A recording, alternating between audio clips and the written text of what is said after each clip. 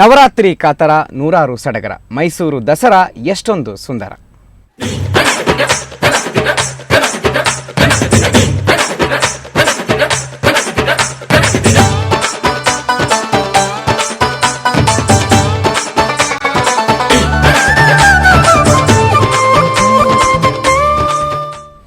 ವಿಶ್ವವಿಖ್ಯಾತ ಮೈಸೂರು ದಸರಾ ಇಂದಿನಿಂದ ಆರಂಭವಾಗಿದೆ. ಇವತ್ತಿನಿಂದ 9 ದಿನಗಳ ಕಾಲ ದಸರಾ ಸಂಭ್ರಮ ಮನೆ ಮಾಡಲಿದೆ.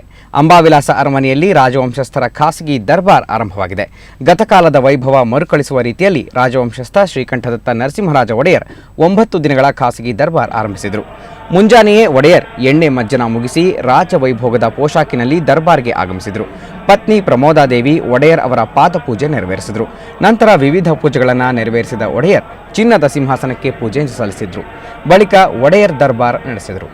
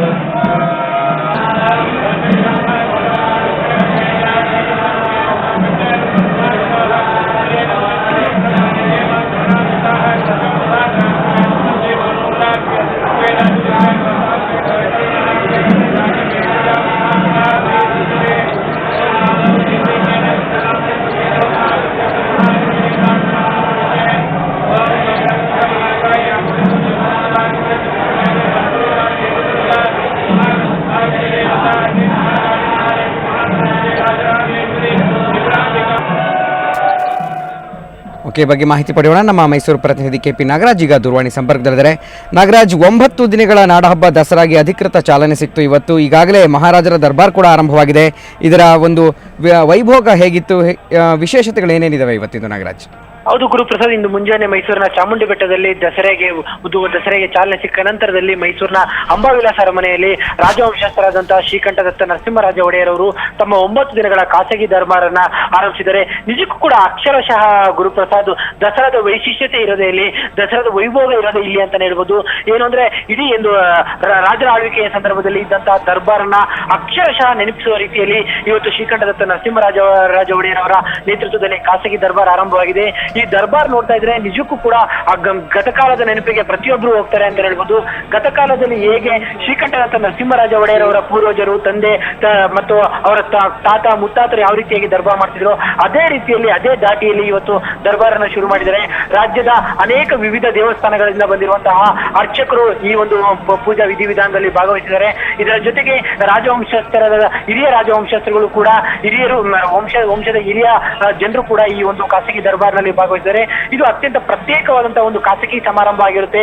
ಇಲ್ಲಿ ಆಯ್ದ ಪ್ರತಿನಿಧಿಗಳಿಗೆ ಮಾತ್ರ ಒಂದು ಒಳಗೆ ಬರುವಂತಹ ಅವಕಾಶ ಇದೆ. ಇಲ್ಲಿ ಜನಸಾಮಾನ್ಯರಿಗೆ ಈ ದರ್ಬಾರ್ನ ನೋಡೋದಕ್ಕೆ ಅವಕಾಶ ಇಲ್ಲ. ಜೊತೆಗೆ ಬರೀ ಆಯ್ದ ಮಾಧ್ಯಮದವರಿಗೆ ಮಾತ್ರ ಈ ಒಂದು ಪ್ರವೇಶವನ್ನು ಮಾಡಲಾಗಿದೆ. ಒಟ್ಟಾರೆಯಾಗಿ ಭಾರಿ ವಿಶಿಷ್ಟವಾಗಿ ಪೂಜಾ ವಿಧಿವಿಧಾನಗಳ ಮೂಲಕವಾಗಿ ಏನು ಶ್ರೀಕಂಠ ನರಸಿಂಹರಾಜ ಒಡೆಯರ್ ಅವರು ಏನು 250 kg ಚಿನ್ನದ ಸಿಂಹಾಸನವನ್ನ ಪೂಜೆ ನೆರವೇರಿಸಿದ್ರು. ತದನಂತರದಲ್ಲಿ ಸಿಂಹಾಸನವನ್ನ ಅಲಂಕರಿಸಿದ್ರು. ಆರಂಭದಲ್ಲಿ ಅವರು ವಿವಿಧ ಪೂಜೆಗಳನ್ನ ನೆರವೇರಿಸಿದ್ರು. ಇವತ್ತು ಮುಂಜಾನೆ ಅವರು ಒಂದು ಎಣ್ಣೆಯ ಸ್ಥಾನವನ್ನು ಮುಗಿಸಿ ತದನಂತರದಲ್ಲಿ ತಮ್ಮ ಪತ್ನಿಯಿಂದ, ಪ್ರಮೀಳಾ ದೇವಿಯವರ ಒಡೆಯರ್ ಅವರ ಪತ್ನಿಯಿಂದ ಅವರು ಪಾದ ಪೂಜೆಯನ್ನು ಮಾಡಿಸ್ಕೊಳ್ತಾರೆ. ತದನಂತರದಲ್ಲಿ ವಿವಿಧ ಪೂಜೆಗಳನ್ನ ನೆರವೇರಿಸಿ ನವಗ್ರಹ ಪೂಜೆಯನ್ನು ಮಾಡಿದ್ರು. ಆಮೇಲೆ ಏನು ಚಿನ್ನದ ಸಿಂಹಾಸನದ ಮುಂಭಾಗ ಇರುವಂತಹ ಒಂದು ಸಿಂಹದ ಮೂರ್ತಿಗೆ ವಿಶೇಷ ಪೂಜೆಯನ್ನ ಒಡೆಯರ್ ಅವರು ಸಲ್ಲಿಸ್ತಿದ್ದಾರೆ. ಅಂದ್ರೆ ಈ ಸಿಂಹಾಸನದ ವೈಶಿಷ್ಟ್ಯತೆ ಇರೋದು ಅದೇ ಮೂರ್ತಿಯಲ್ಲಿ ಅಂತ ಹೇಳ್ಬೋದು. ಏನು ಸಿಂಹಾಸನದ ಮುಂದೆ ಇರುವಂತಹ ಸಿಂಹಕ್ಕೆ ಪೂಜೆಯನ್ನು ಸಲ್ಲಿಸೋದೇನು ಅಂದ್ರೆ ಸಿಂಹದಂತಹ ಶಕ್ತಿ, ಸಿಂಹದಂತಹ ನಿಷ್ಠೆ, ಸಿಂಹದಂತಹ ದಕ್ಷತೆ ಸಿಂಹಾಸನದ ಮೇಲೆ ಕೂರುವವರಿಗೆ ಬರಬೇಕು. ಹೀಗಾಗಿ ಸಿಂಹದ ಶಕ್ತಿಯನ್ನ ಸಿಂಹಾಸನಕ್ಕೆ ಅವಾಯಿಸುವಂತಹ ಒಂದು ಕಾರ್ಯವನ್ನ ಪೂಜಾ ಮೂಲಕ ಒಡೆಯರ್ ಅವರು ಮಾಡಿದ್ರು. ಈಗ ಅವರು ಸಿಂಹಾಸನದ ಮೇಲೆ ಕೂತು ತಮ್ಮ ರಾಜರ ದಾಟಿಯಲ್ಲಿ ದರ್ಬಾರನ್ನ ಆರಂಭಿಸಿದ್ದಾರೆ. ಗುರುಪ್ರಸಾದ್. ಓಕೆ, ಧನ್ಯವಾದ ನಾಗರಾಜ್ ತಮ್ಮೆಲ್ಲ ಮಾಹಿತಿಗೆ.